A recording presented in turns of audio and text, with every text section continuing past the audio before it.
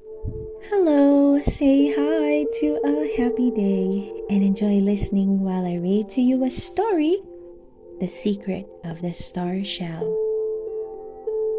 Do, re, mi, fa, sol, la, ti, do. Very good, Laurel.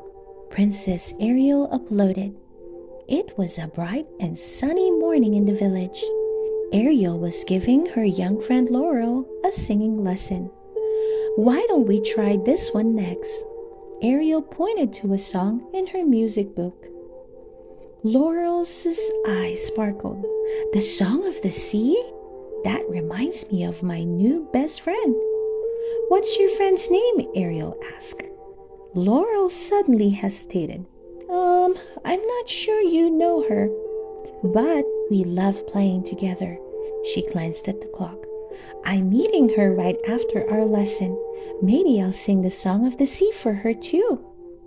Later that afternoon, Ariel visited her sisters by the ocean. Ariel, Adela sang out, we brought you a present. She handed Ariel a shimmering shell shaped like a star. It had a delicate ribbon tied to the top. It's beautiful, Ariel gasped. Where did you find it? It was caught in the current, Adela explained. It's a star shell.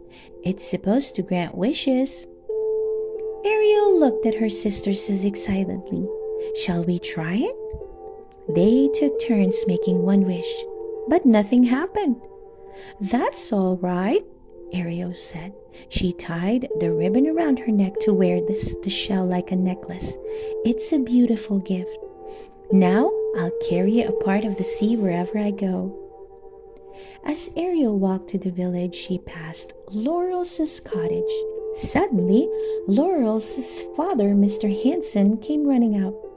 Princess Ariel, is Laurel with you? He sounded upset. No, said Ariel. Has something happened? Laurel went to play with a friend after your music lesson, but she never came back, Mr. Hanson explained. I checked with all her school friends. Laurel isn't with any of them. I hope she hasn't gotten lost. Laurel mentioned that she'd made a new friend, Ariel said. Maybe they're still playing and they lost track of time. Perhaps there's a clue in her room about who this friend is and where we could find her. Together, they checked the girls' room. Scattered on Laurel's desk were school drawings and a pink journal open to an entry. Dear Diary, I met a new friend by the ocean. Her name is Callista. We've played together every day this week. She even gave me a beautiful necklace. Callista said not to tell anyone about our secret friendship. But that's okay. It's fun having a secret friend. I'm going to buy her a treat from the pastry shop. Ariel and Mr. Hanson agreed to split up and search for Laurel. Mr. Hanson went to ask the village parents if they knew Callista. Ariel hurried to the pastry shop. The baker said when Ariel explained what had happened. Yes, I do remember Laurel stopping by. She wanted seaweed puffs. Can you imagine? Just then, the little girl named Maggie bounded into the bakery with her mother. She handed the baker a colorful card. He smiled. Why, it's a thank you note. It was part of a school assignment, Maggie's mother said. Miss Toft asked the students to write them, and Maggie wanted to thank you for her birthday cake. Ariel looked thoughtful. Miss Toft was Laurel's teacher too.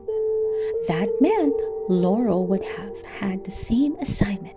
Perhaps she wrote a thank you note to Callista for the necklace, and it would hold another clue. At the school, the teacher was happy to show Ariel the thank you notes. Laurel's was written on the bright yellow card. Dear Princess Ariel, thank you for helping me practice singing. Your friend, Laurel. Oh dear, Ariel sighed. The card was lovely, but it certainly wasn't a clue. Laurel loves drawing, the teacher said. Just yesterday, I asked my students to make a picture of their best friend. Laurel couldn't wait to get started. Best friend? Ariel exclaimed. Maybe she drew a picture of Callista.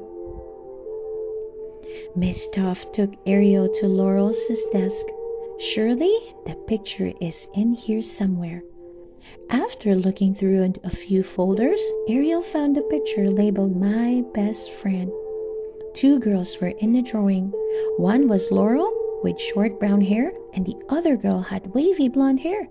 It had to be Callista, and she was a mermaid. Ariel thanked Miss Toft and ran back to Mr. Hansen's home. Mr. Hansen looked up hopefully when he spotted Ariel. Princess, none of the parents knew a Callista. Did you have better luck? Yes, Ariel exclaimed. She quickly told Mr. Hansen what she had discovered. Could Callista really be a mermaid? Mr. Hansen asked. It does make sense, Ariel said. Look at the clues. Ariel met her by the ocean. She tried to buy her seaweed puffs, and Callista wanted to keep their friendship a secret. She must be a mermaid. But then, where is my daughter? Mr. Hansen asked. Ariel smiled. I think I know just how to find out. Ariel led Mr. Hansen to the beach and called for her friends Sebastian and Flounder. Ariel asked them to fetch her father, King Triton, so he could transform her back into a mermaid. In no time at all, Ariel was searching for Callista under the sea. After asking the merfolk, Ariel and her father found Callista's family's grotto. The young mermaid was there, and she was very nervous. You're not in trouble, Ariel assured Callista. We just want to know where Laurel is. Her father is very worried. I don't want anyone to worry, Callista said softly.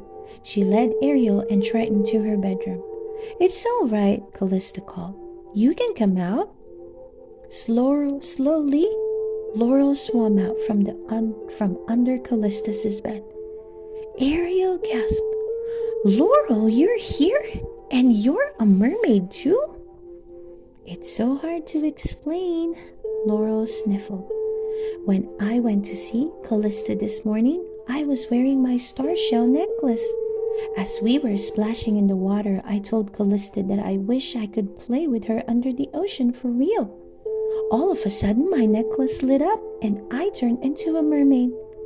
Callista nodded. We realized the shell must be magical, so we thought we could just wish Laurel to be human again later. But while we were playing on the octopus slide, Laurel said, my necklace got swept away in the current. I didn't know what to do. Suddenly, Callista spotted Ariel's star shell necklace. Oh, Princess, you found it. That means we can wish Laurel human again. Ariel looked to her father, King Triton, and smiled kindly. I'm afraid the legend of the star shell works a little differently, he said. Come with me to the surface and I'll explain. At the surface, King Triton held up the star shell. It glittered in the sunlight. Star shells can only grant one wish, he said. In order to undo the wish, the shell must be broken. Callista turned to Laurel.